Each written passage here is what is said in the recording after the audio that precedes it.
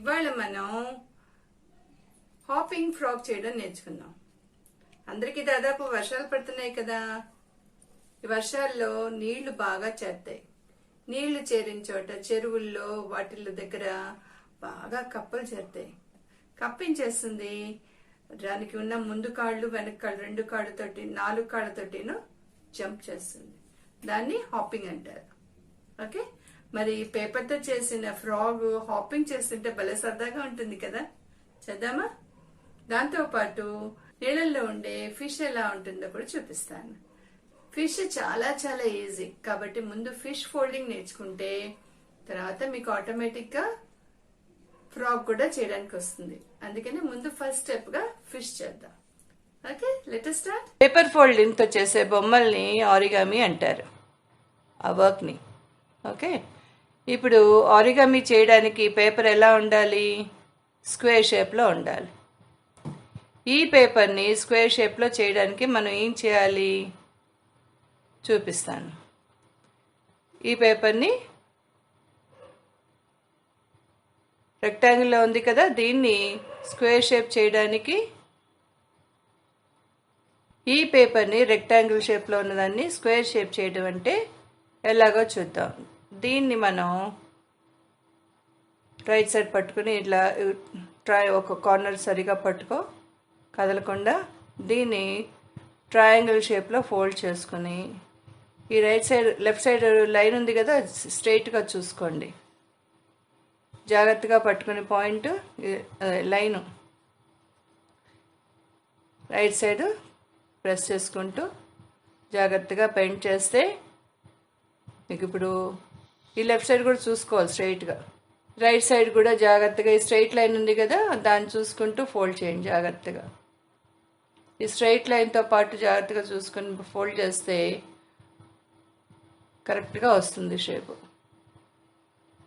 Fold చేసినప్పుడల్లా కూడా జాగ్రత్తగా ప్రెస్ చేయండి.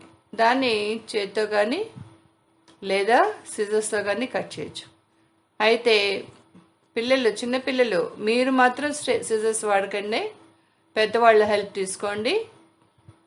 ఎందుకంటే ఇది చాలా షార్ప్గా ఉండి హర్ట్ చేస్తుంది కాబట్టి పెద్దవాళ్ళ హెల్ప్ తీసుకుని కట్ చేసుకోండి. ఓకేనా? ఇప్పుడు మనకు చూసారా స్క్వేర్ షేప్ వచ్చింది. ఈ స్క్వేర్ షేప్ని మళ్ళీ ఫోల్డ్ చేస్తే తమాషాగా మళ్ళీ రెక్టాంగిల్ వచ్చింది. చూసారా? అదే ఇప్పుడు మనకి కావాల్సిన ఫిష్ షేప్కి ఒక ఫోల్డింగ్ అయింది. నెక్స్ట్ దీన్ని ఇక్కడ ఇంటూ లాగా కనిపిస్తుంది కదా, ఒక క్రాస్, అలాగా మళ్ళీ ఆ క్రాస్కి ఆపోజిట్గా ఇంటూ లాగా ఇంకో క్రాస్ రావాలి. దానికి మనం ఇలా ట్రయాంగిల్ ఫోల్డ్ చేస్తే అది కార్నర్స్ జాగ్రత్తగా షార్ప్గా చూసుకోండి.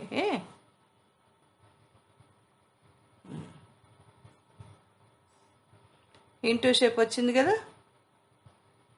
దీనికి అడ్డంగా ఒక ఫోల్డింగ్ చేసుకోండి. మళ్ళీ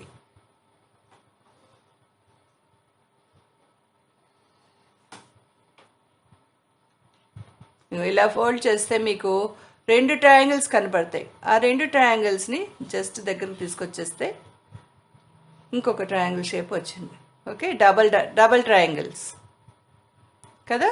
ఈజీగా ఉందా?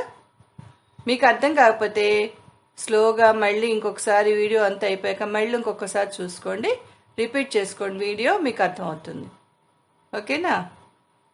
ఇప్పుడు రెండు ట్రయాంగిల్స్ వచ్చినాయి కదా. దీంట్లో ఏం చేస్తామంటే మనం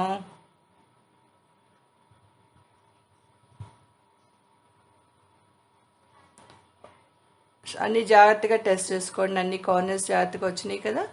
ఇప్పుడు దీని ట్రయాంగిల్లో 2 కార్నర్స్ని తీసుకుని ఒక కోన్ షేప్ వచ్చేలాగా ఇలా ఓవర్లాప్ అవ్వాలన్నమాట. చూడండి, పైనుంచి చూస్తే ఒక కోన్ షేప్ లాగా వచ్చింది చూసారా, అలాగ ఓవర్లాప్ అయ్యేలాగా సెంటర్లో కాకుండా ఓవర్లాప్ అవ్వాలి, ఒకదాని మీద ఒకటికి వచ్చేలాగా ఈక్వల్గా చూసుకుంటూ పాయింట్ ఆ చివరి పాయింట్ చూసుకుంటూ ఫోల్డ్ చేస్తూ అలా చేయండి. చూసారా వచ్చేసింది. ఇప్పుడు చూడండి, ఇది షేప్ ఫిష్ షేప్ ఈజీగా ఉంది కదా. అయిపోయింది, చాలా ఈజీగా ఉంది. అయితే దీనికి ఫినిషింగ్ ఎలా ఇవ్వాలి? బ్లాక్ స్కెచ్ తీసుకుని దానికి చూడండి నేను ఎలా వేస్తున్నానో, ఐ షేప్ రౌండ్, పెద్ద రౌండ్ ఒకటి, లోపల చిన్న ఐబాల్ ఒకటి. బాగుందా? చూసారా, ఫిష్ వచ్చేసింది. ఈజీగా ఉంది కదా.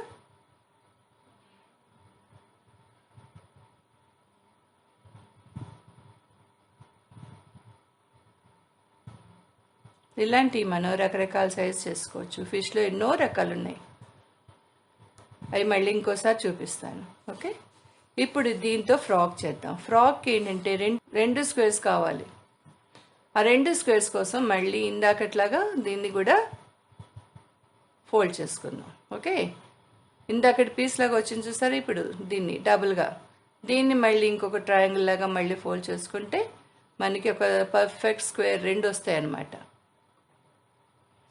అయితే స్క్వేర్స్ రెండు కూడా జాయింట్గా ఉండాలి.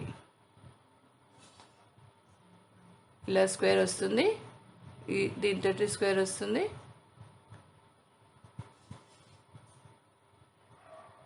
ఎక్సెస్ని మనం ఫోల్డ్ చేసి తీసేస్తాం అనమాట. ఈ కట్ చేసి లాంగ్ స్ట్రిప్ ఉంది కదా, దీన్ని తీసేసేయాలి. అది ఆ లాంగ్ స్ట్రిప్ని దీన్ని జాగ్రత్తగా అటు ఇటు టర్న్ చేసి నీట్గా ప్రెస్ చేస్తే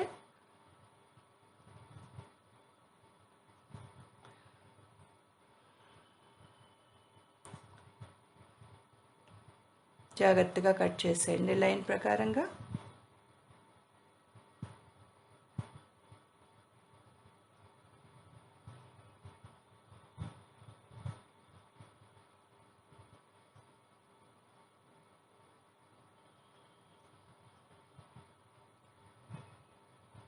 ఈ చిన్న పేపర్స్ కూడా మనకు పనికి వస్తాయి, దాంతో కూడా వేరే చూపిస్తాను. ఇప్పుడు ఓపెన్ చేయండి. చూసారా, రెండు స్క్వేర్స్ వచ్చినాయి.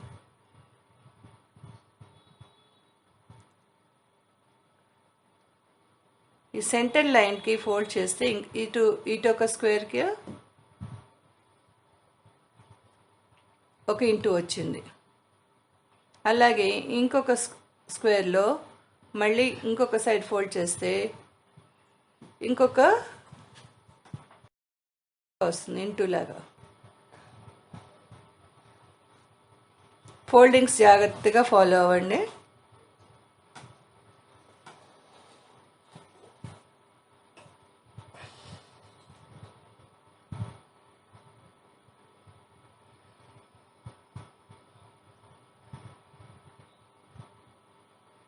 ఇప్పుడు ఇందాక ఫిష్ని మనం ఫోల్డ్ చేసాం కదా, అలాగే ఇట్లా బెండ్ చేస్తే మీకు రెండు ట్రయాంగిల్స్ వస్తాయి చూడండి.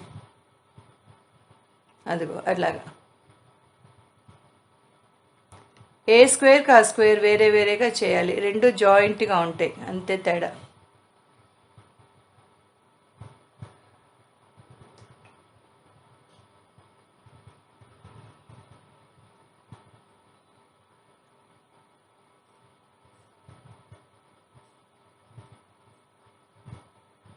అది అలాగా ఫోల్డ్ చేసుకుంటే ఈ స్క్వేర్లో ఒక చూసారా ట్రయాంగిల్ ఇందాక చేసాం కదా మనం, అదే ట్రయాంగిల్ ఇక్కడ కూడా వచ్చింది. ఇప్పుడు అలాగే ఇటువైపు స్క్వేర్ కూడా మనం చేయాలి. ఇది వేరే స్క్వేర్ కదా, ఈ స్క్వేర్ కూడా మళ్ళీ చేయాలి. ఈ సెంటర్ లైన్ బేస్ చేసుకుని మనం ప్రెస్ చేస్తే ఇటు కూడా రెండు ట్రయాంగిల్స్ వస్తాయి. ఇప్పుడు 2 సెట్స్ ఆఫ్ ట్రయాంగిల్స్ వచ్చినాయి. ఓకే ఓకే, మధ్యలో ఒక సెంటర్ లైన్, రెండు సెట్స్ ట్రయాంగిల్స్ వచ్చినాయి. ఇప్పుడు దీన్ని ఓపెన్ చేస్తే సెంటర్ లైన్ చూసుకోండి, అటు రివర్స్ చేయండి. చూసారా, సెంటర్ లైన్ చూసుకోండి, హారిజాంటల్గా ఉండాలి. ఇలా పైకి ఫోల్డ్ చేయాలి ఇప్పుడు పేపర్ని.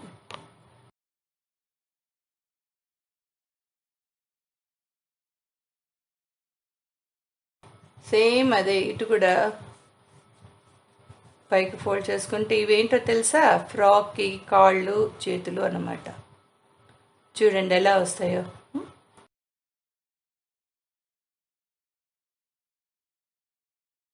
నెమ్మదిగా మళ్ళీ దాన్ని వెనక్కి ఫోల్డ్ చేయండి, మళ్ళీ సన్నగా అలా రివర్స్లో. ఇప్పుడు కొద్దిగా ఆకారం వస్తుంది కదా, అది ఇలా. ఓకే, పైన లెగ్స్ కింద లెగ్స్ వచ్చినాయి. ఓకే, ఇప్పుడు చూసుకోండి, రివర్స్ చేసి ఎప్పుడు ఆ లైన్ హారిజాంటల్గా ఉండేలా చూసుకోండి. ఓకే,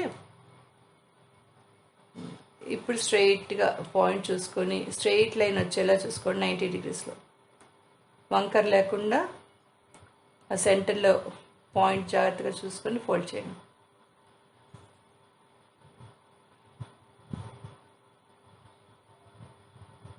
ఈ రెండు కూడా ఒక సెంటర్ లైన్లో జాయిన్ అయ్యేలాగా చూసుకుని ఫోల్డ్ చేయండి. అలాగా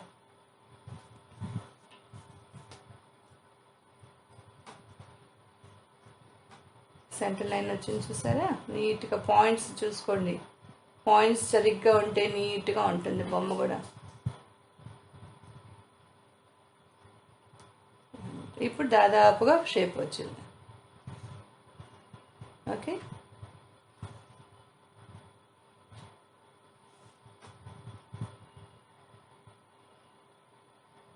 స్ట్రైట్ లైన్ చూసుకోండి.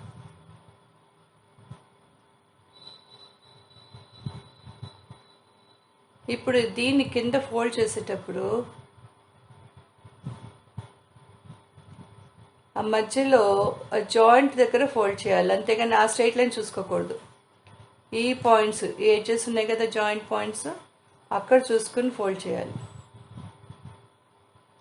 అంటే కొంచెం కిందకు వస్తుంది చూసారా, ఆ స్ట్రైట్ లైన్ కాకుండా హారిజాంటల్ లైన్ కాకుండా కిందకు వచ్చింది.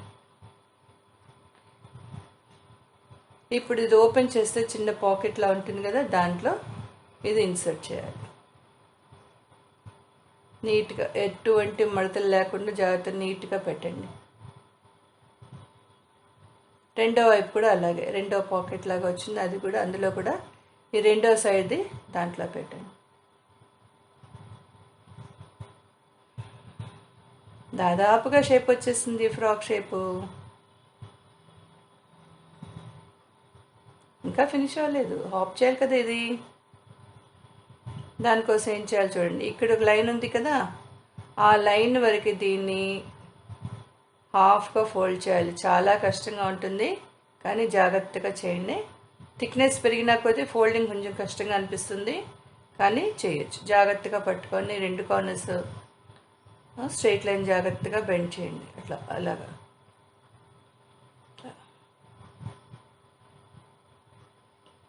అలా స్ట్రైట్ జాగ్రత్తగా నొక్కు. మళ్ళీ దీన్ని హాఫ్గా ఫోల్డ్ చేసుకోవాలి, జాగ్రత్తగా ప్రెస్ చేయండి. అలా లెగ్ షేప్ పోకుండా చూసుకోండి. ఓకే, ఇప్పుడు ఎత్తుగా వచ్చింది పైన, ఈ వెనకాల ఎత్తుగా వచ్చింది. దీనికి కూడా ఫిష్ లాగా ఐస్ పెట్టాలి. ఐస్ ఎలా ఉండాలి, కోలగా రౌండ్గా కాకుండా ఓవల్ షేప్లో ఉండాలి. ఐ వేయండి.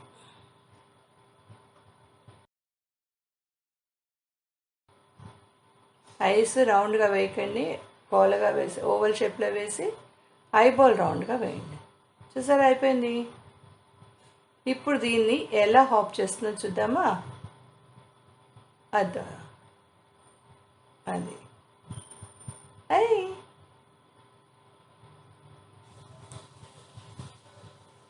చిన్న ట్రయాంగిల్ లాగా ఉంది కదా, దాన్ని నొక్కండి మీరు, అది హాప్ చేసుకుంటూ వెళ్తూ ఉంటుంది. బాగుందా హాపింగ్ ఫ్రాక్, బాగుందా?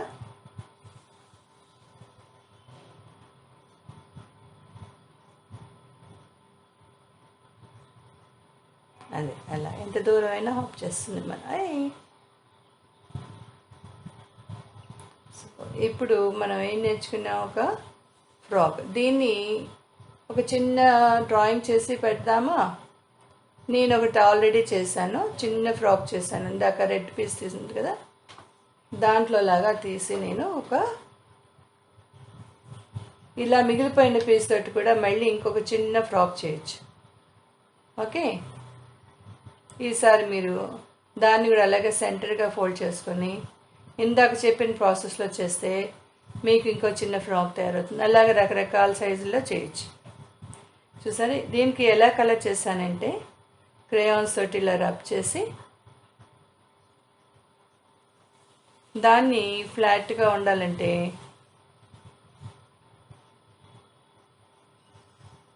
ఒక టిష్యూ పేపర్ తీసుకోండి. టిష్యూ పేపర్ తీసుకుని ఈ కలర్ని టిష్యూ పేపర్ అలా వేలికి ఫోల్డ్ చేసుకుని ఈ పేపర్ని నీట్గా స్ప్రెడ్ చేయొచ్చు. ఓకే, అలా రబ్ చేస్తే ఆయిల్ పేస్టల్స్ నీట్గా స్ప్రెడ్ అవుతాయి. మీరు వాటర్ కలర్స్ కంటే హాయిగా ఇది చాలా ఈజీ. నాకు ఎంత ఇష్టం ఆయిల్ పేస్టల్స్ అంటే. మీకు స్టోరీస్కి బొమ్మలు కూడా దీంతోనే వేస్తాను తెలుసా. అలా మీకు కొంచెం ఎక్కడ గ్యాప్ వచ్చినా మళ్ళీ అలా నీట్గా వేసుకొని ఇలా ఆయిల్ పేస్టల్ని టిష్యూ పేపర్తో వేలుకు చుట్టుకొని రబ్ చేస్తే నీట్గా స్ప్రెడ్ అవుతుంది. బాగుందా టెక్నిక్? ఇది ఒక పాండ్ తయారు చేశాను కదా, దీని చుట్టూ గ్రాస్ ఎలా వేయాలో కూడా చూపిస్తాను. ఓకే, ఒక డార్క్ గ్రీన్ లైట్ గ్రీన్ తీసుకోండి. కింద గట్టిగా ప్రెస్ చేస్తూ పైకి వచ్చేటట్టు స్ట్రైట్గా వదిలేయండి. అలా ఎస్ షేప్లో కోలగా, ఎందుకంటే లాంగ్ గ్రాస్ బెండ్ అవుతుంది కదా. నీళ్ళు ఎక్కడుంటే అక్కడ చక్కగా గడ్డి పెరుగుతుంది కదా. అలా చెరువు చుట్టూ గడ్డిగా ఉంటుంది. అలా మనం కావాల్సినట్టుగా ముందు డార్క్ గ్రీన్ తోటి ఆ తర్వాత లైట్ గ్రీన్ తోటి క్రేయాన్స్ వేస్తే ఒక థిక్నెస్ వస్తుంది, చక్కగా గుబురుగా ఉన్నట్టు వస్తుంది అనమాట. ఇప్పుడు మీరు చేసిన ఫ్రాక్ని డిఫరెంట్ సైజెస్లో చిన్నది పెద్దది ఎలా చేసి చక్కగా ఒక బుక్లో పెట్టుకోండి. లేదా ఫ్రాక్ చేసినప్పుడు కూడా అలా వాల్ మీద ఒక గ్రీటింగ్ కార్డ్ కింద చేసి ఎవరికైనా గిఫ్ట్ ఇవ్వడానికి కూడా చాలా బాగుంటుంది. ఇవాళ నేర్చుకునే ఫిష్ ఫ్రాక్ నచ్చినాయా? నెక్స్ట్ టైము ఇంకా మంచి గిఫ్ట్ బాక్స్లు పోస్ట్ చేసి అలా రకరకాలుగా మనం బటర్ఫ్లైస్ చాలా ఉన్నాయి, క్విల్లింగ్ అని నేర్చుకుందాం. Okay, so wait for that. Bye bye, see you.